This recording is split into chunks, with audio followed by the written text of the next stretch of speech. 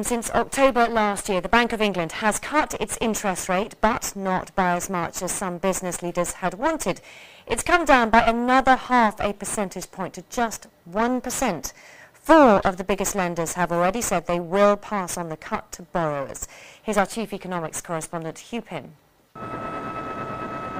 It's a venture into the unknown for the City of London and the banking system. Never in hundreds of years as a financial capital has the cost of borrowing been as low as this and as close to zero, with yet another reduction today. Well, I guess it's continuing the steady stream of interest rate reductions that we've seen, reflecting the weakness in the economy, the likelihood of very low inflation and problems in the housing market. Back in September, when bankers were laid off at Lehman's, rates were at 5%. The monthly bill on a £100,000 mortgage was £644. Then, as market confidence was shattered, rates were cut to 4.5%. And the following month, November, a dramatic reduction took them to 3%. A month later, with unemployment rising fast, they came down to 2%, and last month to the lowest ever level, 1.5%. Now another record low, 1%. Which should take that monthly mortgage bill down to £424. And all that could be reheating some parts of an otherwise depressed economy. This restaurant chain says business picked up in December and January as customers with savings on their mortgages started spending more. I think it's definitely helps because obviously people have more money in their pockets and they can go out more, they can spend more, and hopefully it will help the high street and it will help the restaurant and the bar industry.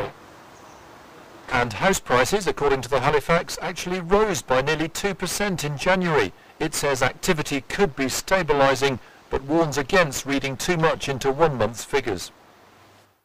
The Bank of England still has a way to go to get rates down to Japan's level, 0.1%, and the USA's ceiling of 0.25%. The Eurozone, though, is higher, with 2%. As interest rates get down to zero or close to that level, what else can the Bank of England do to get people borrowing and the banks here in the City of London and further afield lending more freely? Well, the answer is boosting the supply of money in the economy. The Bank of England would in effect create more money and use it to buy government bonds and other assets held in the private sector. When the central bank buys government bonds, it exchanges cash for those bonds. It simply writes a cheque against itself. It's effectively printing money. Ford's announcement of 850 job cuts in the UK is another reminder of the harsh economic climate and the challenges facing all policymakers. Hugh Pym, BBC News. Well, as we've heard, today's interest rate cut should be good news for borrowers, but savers won't be so happy. They've seen the return on their investments plummet over the last few months. Richard Scott is here with more. Richard. Thanks, Louise. Well, the cost of the cuts is affecting borrowers and savers. Take borrowers first. Someone with a £100,000 tracker mortgage is likely to save around £35 a month thanks to today's cut.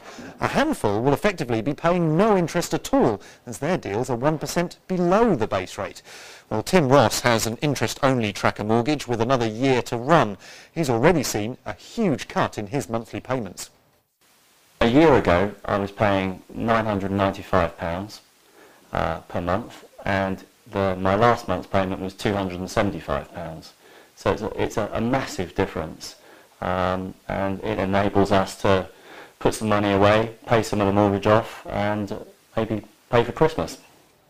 Now, of course, that's for existing borrowers on tracker mortgages. For new borrowers, it's not such good news. Now, this graph shows how the bank rate has fallen from 5.5% a year ago to just 1.5% last month. Now take a look at what's happened to the average 2-year tracker mortgage over that same period. It has come down, but not by as much as the bank rate. Those numbers you can see are the average margins that lenders are charging above the bank rate. So margins for lenders have grown from 0.2% a year ago to 2.4% now.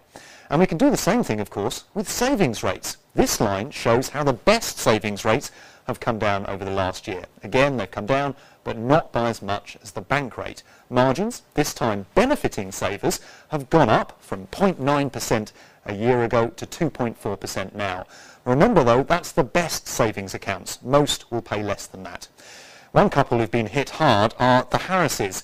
They downsized when they retired, moving to a smaller home and rely on the savings that they freed up. But their income has now dropped and things are getting tight. We just had to buy a new washing machine and it's come out the savings. And we shouldn't be in this position now at our age after all this saving and preparing for our old age that we've got in this sort of situation. And it's not us that's spending the money. So what can you do if you're fed up with low savings rates? How could you improve your return? In interest and be active in looking and shopping around to try and find a better savings rate.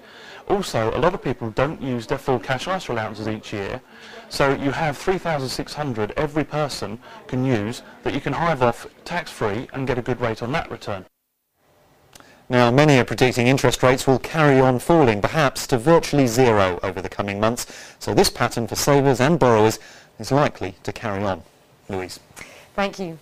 It's 16 minutes past 1, our top story this lunchtime.